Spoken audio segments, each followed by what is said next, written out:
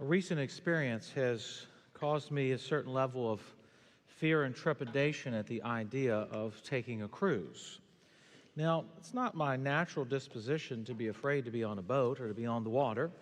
And my wife and I have talked about going on a cruise before. Now, some of you, I know, you've been on a cruise. Others like to cruise. Some have no desire to be on the open water. But we've given some thought to it, and she says it has to be a balcony seat in case the boat goes down so we can survive. I think the movie Titanic pretty much ruined her on cruises, but whatever.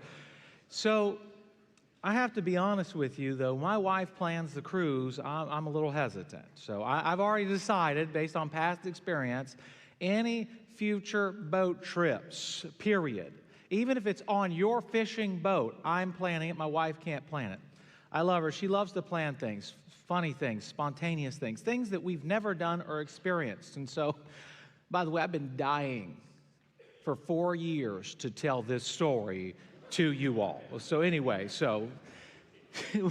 we had a week away, all by ourselves, no kids. Now, that right there is like as close to heaven as you can get on this side of eternity.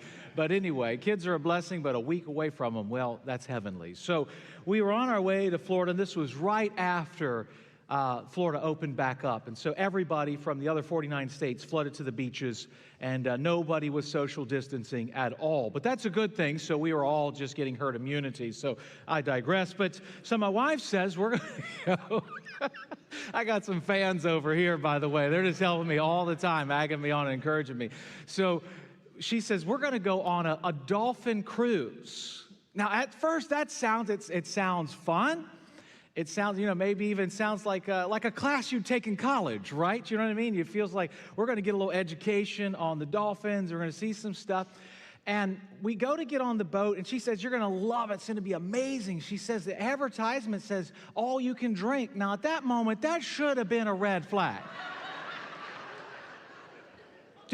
I'm just saying, for everybody but a Baptist preacher, that's a red flag. So we get to the boat, and I'm like, this looks like a Miami Vice boat, but okay. I mean, it's got, there's 12 engines on the back. I mean, this thing looks like that they confiscated it from drug smugglers. You know what I'm saying?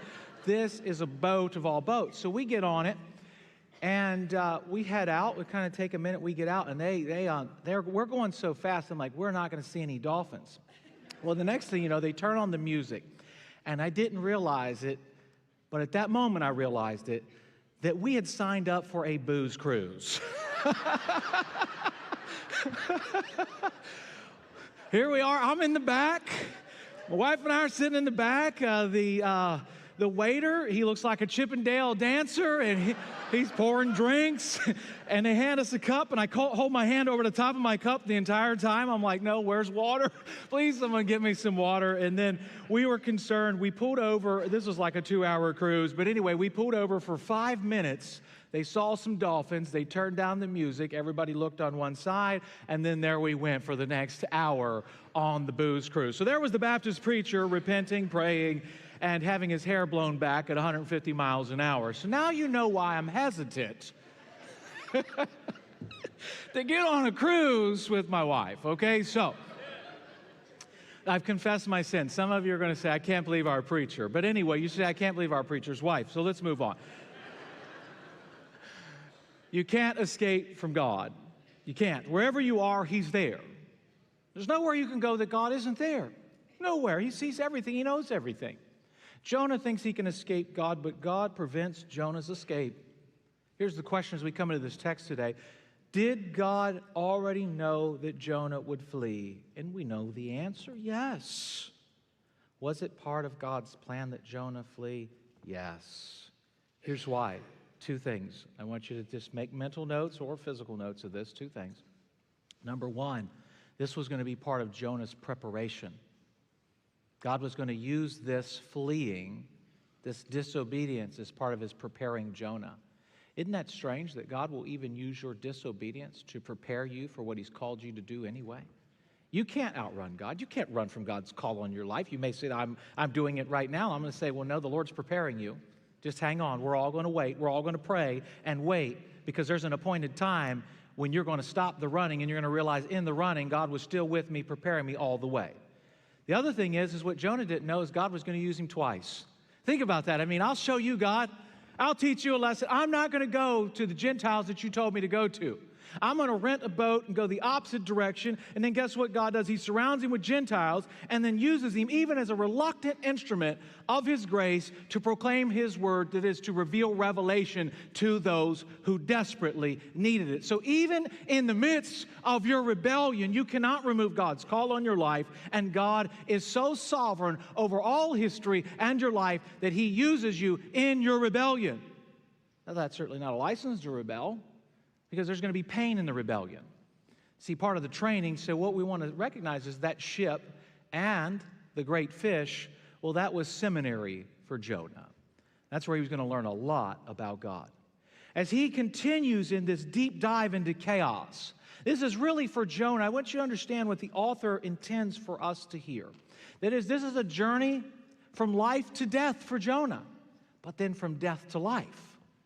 And along that journey, we're going to see here, particularly with the sailors, known as the mariners here in the ESV, that they're going to go from death unto life. Let's compare and contrast the sailors and Jonah, because that's what the author intends for us to do. The wording here is very strategic. Notice when we come to the sailors, so the sea is raging, they're worried that the boat is going to break apart, they're going to die. They're trying to stay alive. And they're fighting for their life. But Jonah, well, he's ready to die.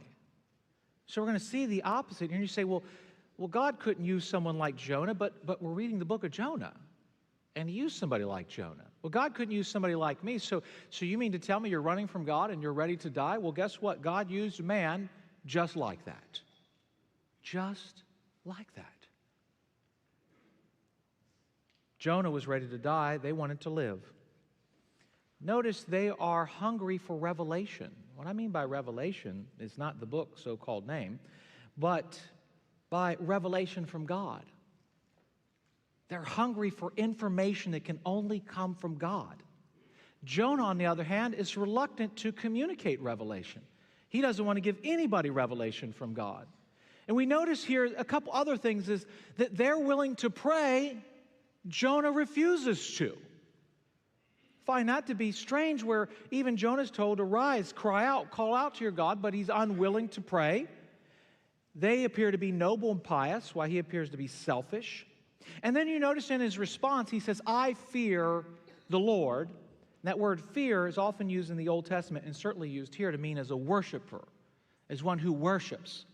He says, I am a worshiper of the Lord, yet he refuses to worship him. And they who did not know the Lord, yet they offer him worship when they receive revelation. So we're seeing this contrasting of Jonah along with the sailors. There are people who are hungry for revelation. They just don't know it yet. And God has strategically placed you right where you are. You say, even in my rebellion, yes, even in your rebellion. Your rebellion is the result of your will and suppressing the truth of God, but yet God is absolutely in control of everything, and Jonah is finding that out.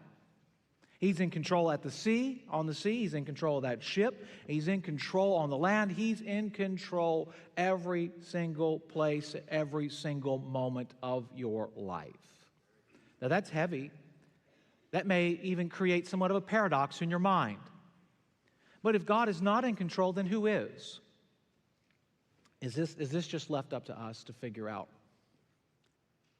Oh, God, I hope not. If it's up to us to figure all this out on our own, how's it going to work out?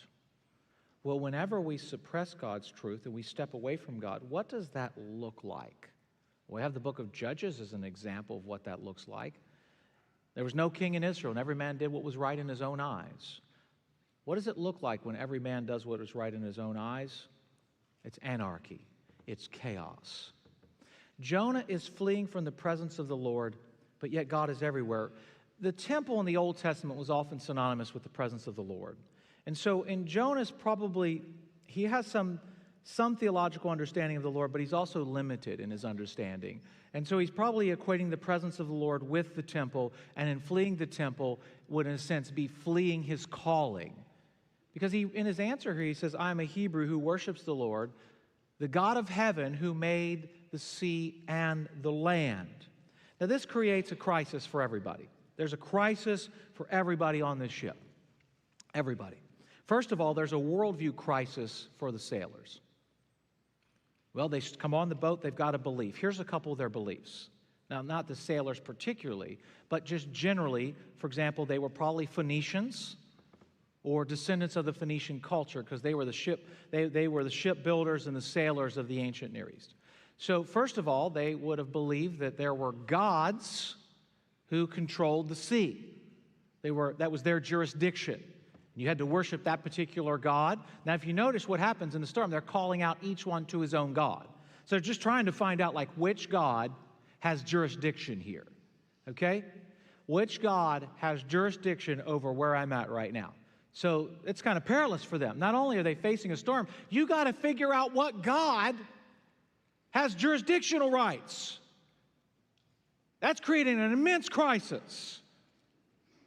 Second, different gods control the weather. Oh no. I got to find out what God owns this part of the sea. Then I got to find out what God is running the weather patterns.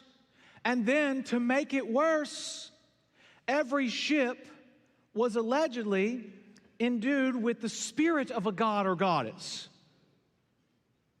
Total confusion in the midst of chaos. Can you imagine that? I mean, you're trying to do an exercise in systematic theology in the midst of one of the worst storms you've ever come across, if not the worst.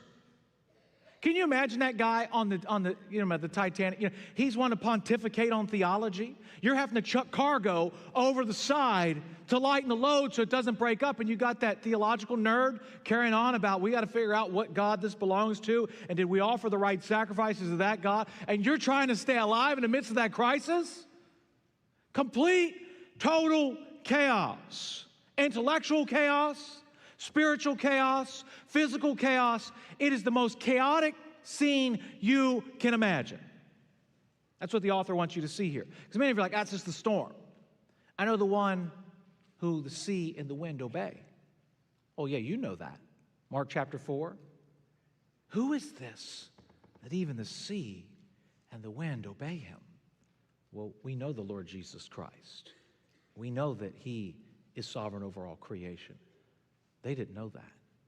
The author wants you to see the most chaotic, emotionally chaotic. You think you're going to die.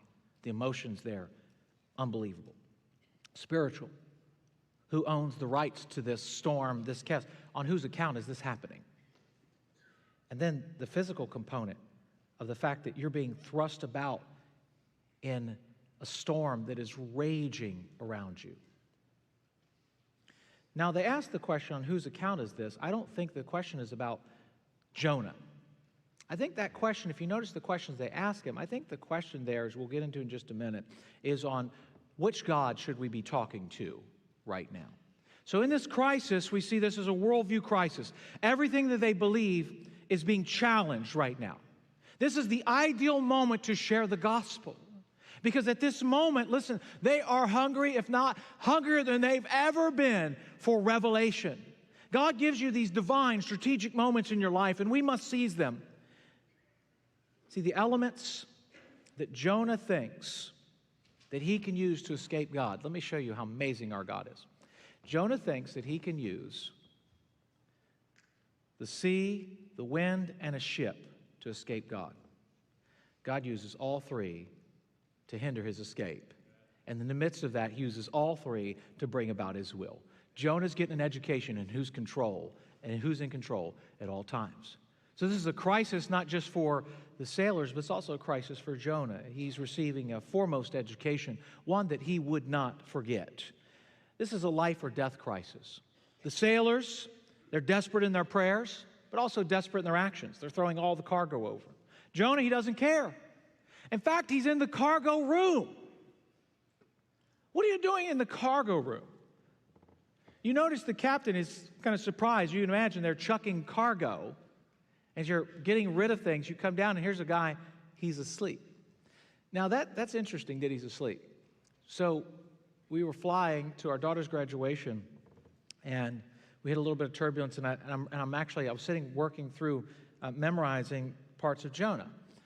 And part of that I'm memorizing is this part right here that I'm preaching today. And I'm sitting here thinking, who reads the book of Jonah on a flight with a little bit of turbulence? Because I keep imagining, like, Lord, if it gets crazy or they throw me off the plane, you know what I mean? Am I going to be the guy that gets chucked out? But the other questions going through my mind is, how do you sleep during turbulence? And I mean, you've got to be exhausted to sleep during turbulence. I mean, I'm talking about when the plane, I'm not talking about a little bit. I'm talking about when people are screaming, the oxygen masks drop down. That didn't happen to us, by the way. But anyway, you know, a little bit of turbulence, I start imagining those scenarios, like you got the vest on, you know, the one that you won't need because you're over land, but you put it on anyway because it's going to help you with the impact. You put it on, you blow it up yourself. You got your seatbelt super tight. And the seatbelt, what a myth. What's the seatbelt going to do? Have you ever thought about that? I don't know if you've thought about it. I've thought about it. That seatbelt's not saving my life. But anyway, I'm ready to go, just in case. The mask come down, I'm putting my mask on first. I'm going to survive this thing. No, I'm not. If that plane goes down, I'm not surviving. But anyway, I'm thinking, who could sleep during all that? So that's the image. You need to get this image in your mind. Total chaos. Everybody's panicking. Got one guy asleep. How's he asleep? I think the better word here, if we were to translate it, I don't know that in the English, the fast asleep really carries with it what's going on. I think a good word would be unconscious, but a better word in English would be a trance. He's kind of fallen into some kind. Now you say, wait a minute, is this mystical? No, I'm not saying any of that. This is not mystical. It's not a mystical interpretation. I believe that what's happened is the exhaustion mentally, spiritually, physically from fleeing the Lord has rendered him unconscious. I don't think this is just he's like, oh, I can sleep through anything. I think he's been rendered unconscious. Most of us don't give very much thought to the person of God. We typically do in a crisis. But have you ever considered placing yourself as the enemy of God? And openly, willfully telling God, absolutely not. I would rather die than serve you. Can you imagine for just a moment the magnitude of the weight of that emotionally, spiritually, and physically? So I believe that he's unconscious, if you will, somewhat of in a trance. And the captain comes along and says, what are you doing? What do you mean by this, you sleeper? And he's not using it in a nice way, like, wake up, it's time for school. This is harsh, stark. Like, in other words, what are you doing? We're dying. But notice what happened. It said that Jonah had gone down into the inner part of the ship. Remember, I told you each time we hear he'd gone down into, over and over. And it's helping us understand that the original audience would have viewed this as a journey into chaos. This is a journey into death. In fact, that inner part, we may even say the bowels, is used in other places in connection with the word Sheol, which Sheol is a Hebrew word for grave. So the image here, it's lost in the English because you're like, well, he's just in the inner part of the ship. But the continuous use of he went down, for example, he went down to Joppa, okay? He goes down to the inner part of the ship, all right? He'll go down, and he's down in the sea into the whale, the belly of the fish, the whale. So this down into is this descent into death. It's a descent into chaos.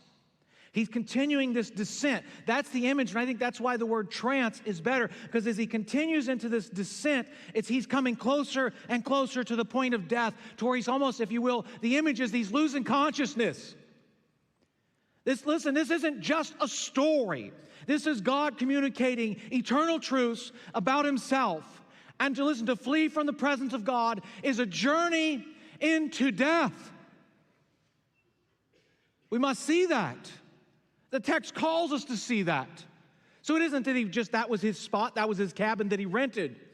The point is he went down to the inner part. The idea is he continues on this downward journey into death willfully, embracing death and chaos over truth and light. Notice what the captain says to him. Arise, call out. Have you heard that before? Yeah, you just did. Verse 2.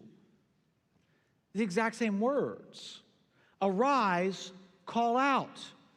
God had just told him, arise, go to Nineveh and call out against it. Go to Nineveh, the great city, and call out against it, for their sins have come up before me.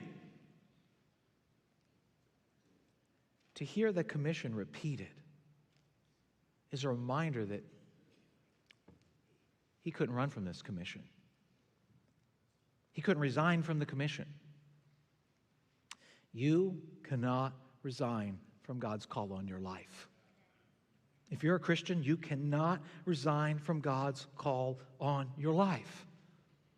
What is God calling you to do? It won't leave. You can pursue another career. You can move to another place. His calling doesn't leave your life. You say, I know somebody's in full rebellion, the full throes of it. They won't even acknowledge God in their life. God's call is still firmly on their life. Why? Because God will complete what He starts in someone's life. He finishes His work. God doesn't try to do anything. You think about that. God tries to do something. God doesn't try to do anything. He accomplishes His perfect will. He's told to arise, go out, yet Jonah doesn't worship. There's nothing in the text saying that Jonah then worships. Yet we have here God placing, if you haven't recognized that He's the Lord of the nations yet, He places these exact words on the lips of a Gentile captain who doesn't know the Lord. Rise, call out to your God.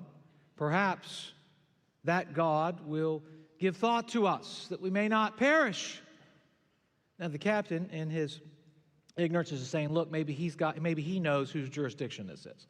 And of course, Jonah does know whose jurisdiction this is, because the God that he knows has no limits on His jurisdiction. And there are no other gods, so no other rivals. So yes, he knows the one and only. He tells him to cry out. But then what we find out is, instead of doing that, the sailors, they're left to cast lots. And this was a means of revelation in the Old Testament. So here they are. They're trying to figure this out. They're hungry for revelation. This is a uniquely Israelite practice in some respect. It's distinctly Israelite, not uniquely. Other cultures did it, but it's distinctively Israelite. They're casting lots on whose account. Now, of course, Jonah's standing there, so it's not, in a sense, they're asking on whose account, like which one of you, in a sense. But in other words, the question is, which God? Because if you notice in Jonah's answer, he says, I'm a Hebrew, and I worship the Lord, the God of heaven, who made the sea and the dry land. So he recognizes what they're asking. They ask him 5 questions. I want you to see these 5 questions that they're asking him. In these 5 questions, they're trying to find out, who should we worship? Notice what they say to him here. First of all, tell us on whose account this evil's come upon us. Second, what is your occupation? That's interesting. That's an interesting conversation. As the sea's raging, what do you do for a living? I don't know. We're about to die. I don't know how that matters right now.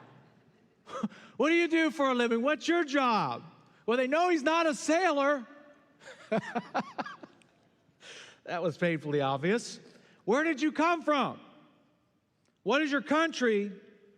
And of what people are you?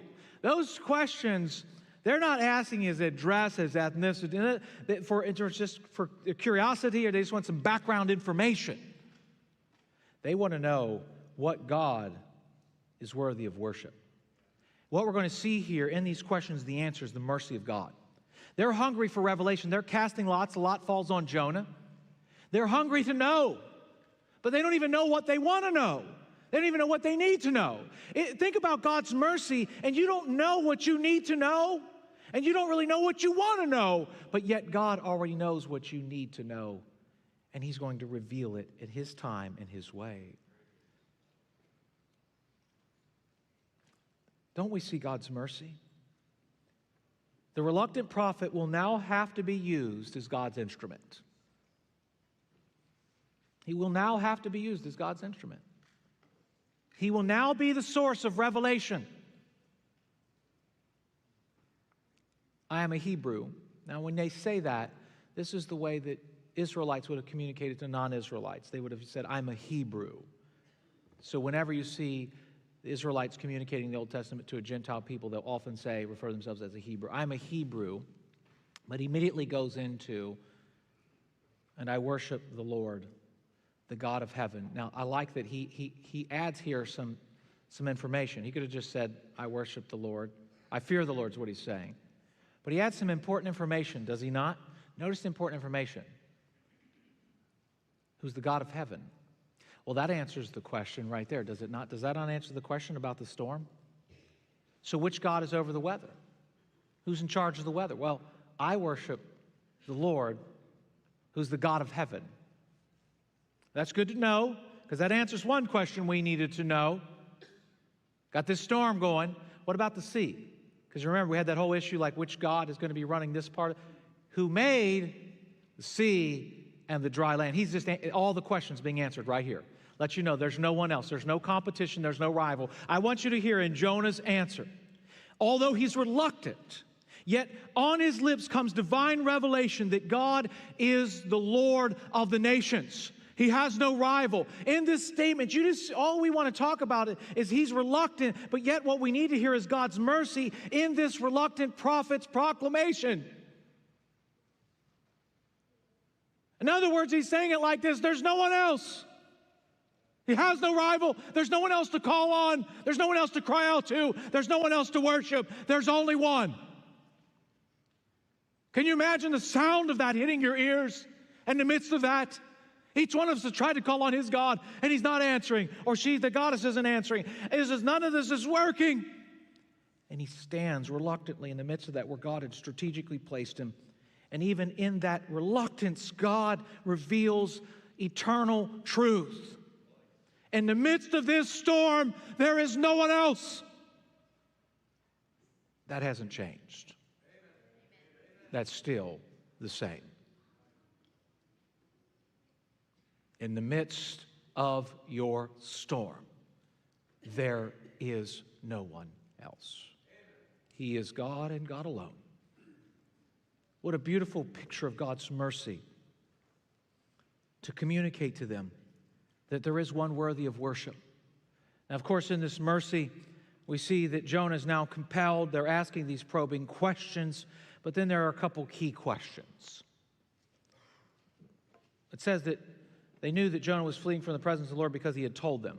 We realize we get somewhat of a synopsis in their conversation. You know, I imagine the conversations like that probably have more to say, but what we have under divine inspiration is what we need.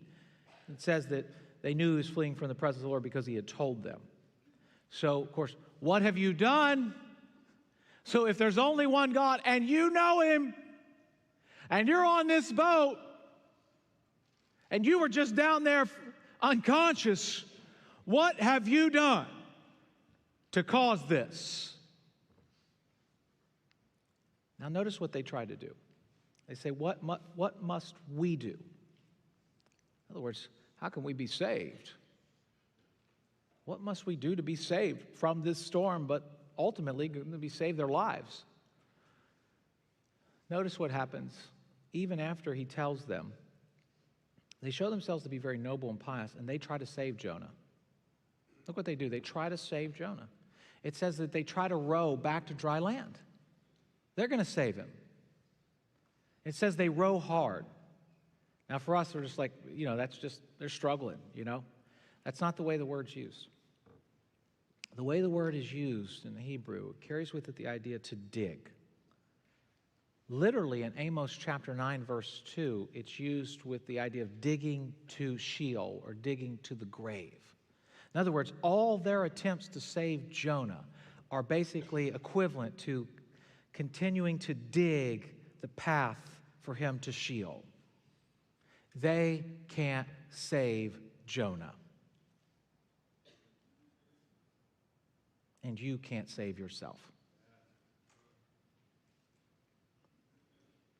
Only God could save Jonah, and only God could save them. The harder they rowed, the worse it got. Well, they finally relent. They offer prayer and praise to God, recognizing his sovereignty over all of this, asking they not be held accountable for innocent blood. They continue to be very noble and pious. And then it says, they hurled him into the sea. Remember, it was the Lord who hurled the great wind on the sea, and they were hurling the cargo out to sea. The author intends for you to hear this, and those words, the repetition of words in Hebrew are meant to catch your attention, to grab you as you hear it. And they hurled Jonah into the sea, and the sea calmed down. So they assume Jonah dies. They assumed he drowned. They go back. You know, the story isn't just going to have one source. They're going to go back and tell the story of what happened. Sailors do that. They tell these stories. They go back. They assume he's dead. Rightfully so. They should have assumed he was dead. Everybody should have assumed he was dead. Everyone. The sailors should have assumed he was dead. Jonah should have assumed that he was dead. In fact, it appears that he does. He was as close to death as you could possibly be. He apparently is unconscious in the bowels of the ship, an image of death itself. Those who try to save him only dig him farther deeper into death. He's cast over into the sea, which is an image and a picture of death. Everyone should assume that Jonah was dead. And no one should assume that Jonah's the hero of the story. Because only God is the hero of this story and of every story. Those sailors didn't save themselves, and neither would Jonah. These sailors call out to worship God. In response, what we find is now there's a ship full of people who believe in the Lord. They're offering worship and making vows. These are also distinctively Israelites' acts of worship. Well, it's foreshadowing what's to come. There should be, as we're reading through it, we've heard the story so many times, we don't read it afresh. There should be a sense of excitement on the one hand, but fear and trepidation on the other, because you don't want to be like Jonah. You want to be like God. You want to be imitators of God, because here he has shown mercy to those who weren't seeking mercy, to those that didn't need to know they needed mercy. He's showing mercy to them. What sort of God would show mercy to people who didn't even realize they needed it and would use flawed, fallible people to proclaim it? Who's a God like you? They offer worship. But this was a foreshadowing, because in the Old Testament we have shadows and types. This is a foreshadowing of what would happen in just another 2 chapters. There would also be another act of mercy when God would reveal himself to an entire city of people. And that was a foreshadowing of God revealing his mercy to the nations. Jesus says, "Go, therefore, and make disciples of all nations." Not in all nations, but of all nations. The Lord Jesus Christ has claimed the nations as his inheritance, and as the nations continue to be converted to Christ, let us rejoice in the foreshadowing of the mercy that would be poured out upon those who did not deserve it, those who weren't seeking it, yet God sought us and bought us with his precious blood. Oh, Lord, there's no one like you. You are and will remain the hero of our salvation story. Let us pray together.